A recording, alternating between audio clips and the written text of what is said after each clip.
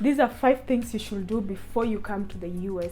Congratulations, you've gotten admitted, you have visa, or you've not yet gotten your visa but you have the admission. Let's start this journey, okay?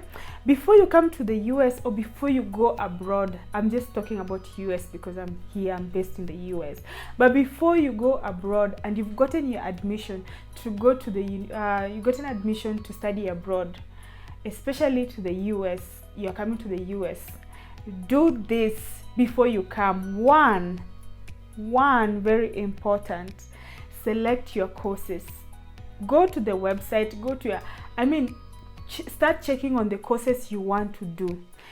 In the US and many universities abroad, it's not like our system. I remember for when I was doing my undergrad and my masters, my first masters, you had a list and you had to, there was a timetable for you to attend all those classes. This is different. For you, what you need to do is you have to select the path you want to go, your concentration. My concentration is, I've studied international development. You know, I have a background of gender and development, but I also have humanitarian assistant certificate. So when you know that's the concentration you want to take, and if you're not sure about it, don't worry, they have so many people who are going to help you.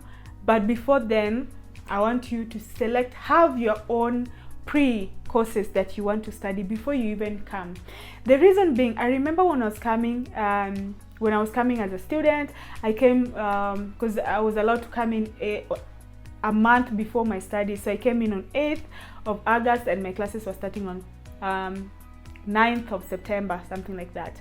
So I was just, touring every part of, where I was, Colorado, and just enjoying myself.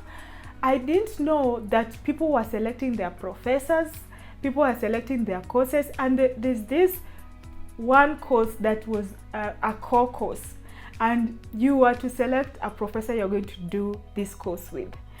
And once that, so they have list of professors, and once that professor is filled, they have enough students, his or hers is closed, you have to select a.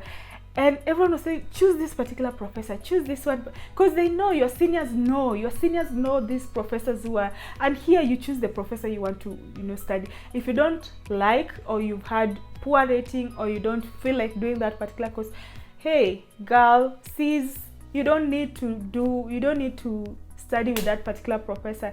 You design your destiny here. So select your courses. Number 2, when you've already selected your courses and you know what you want to study, number 2, reach out to your professors, reach out to your seniors, reach out to whoever you can reach out to, and just let them know that you're coming. When they know that you're coming, they'll give you tips on how to, survive. Reach out to those professors. I know some of them are very busy. They have every other student reaching out to them. If you cannot reach out to the professor to get any information, reach out to the admission, to the international office, to the academic office. These people are there to serve you. Now that you're coming to the university, they should be able to respond to your questions. Once you've gotten admitted, so reach out to your professors, and especially if you have a course, you can title your email, I am excited an incoming international student. That should be your subject, or I'm looking forward to do this course with you. If I get an email with that subject, I'm definitely going to open it, because this is a student who has selected me and they want to work with me. First of all, read what that professor has done, the research and all that, and tailor make your email to reflect what you want to study and why that professor will be of particular value. And tell them your plans, they'll even give you some of the resources. They'll share with you some of the resources, maybe some of the books if you want to start reading early, So reach out to them.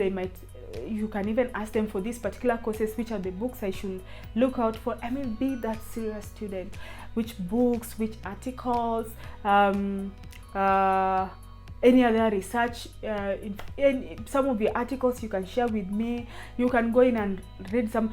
Now you have time, and I know some of this information, if you haven't gotten your visa, it will really help you when you go to the visa for your interview, because they'll ask you which university you're going to, and you'll be like, I'm going to University of Denver. Okay, so why University of Denver? Then you can mention, by the way, I've talked to this professor and we're already planning this, he's already sent me this and that, I have planned this, and these are the courses I've selected. I mean, you don't just answer one question, oh, because it's good. I mean, what's that, you know? But if the moment you tell them, I've done this, I have, your story is just like, if I'm the visa office, I'm like, accepted, congratulations, go and study and change the world. Another tip, something that you need to do before you come to the US is, the other thing you need to do is that you have to look for a job before you come to the US. As an international student, you will be allowed to work 20 hours during school time and 40 hours during holiday. My friend, if you're waiting to come to the US first and start looking for a job, it might be a very tall order. You might not, it will be very, very difficult for you. Not very, very difficult, but you will delay. Actually, maybe it will also be very difficult. I did this, you know. I was supposed to work with one of the professors, but the professor left for, you know, leave, and I had to look for a, I was getting my job in October or November, while I reported in September. And here, time counts. You're paid per hour, you know. Any hour you stay without earning money, I told you in my previous video, there's a higher chance for you to get homeless in this, you know, abroad, if you don't have money income, if you don't plan yourself well. So reach out to the admissions, reach out to the career. Most schools, even our school, they have their portal. Go to the faculty portal and look for jobs. And right now, if you're watching me right now, there's so many job openings. Look for jobs. There are professors who are looking for research assistants. There are TAs, teaching assistants, people looking for teaching assistants. Reach out to those professors, reach out to those. For our university, there's a job portal. You just go in and apply, put in your details, and you'll get a feedback.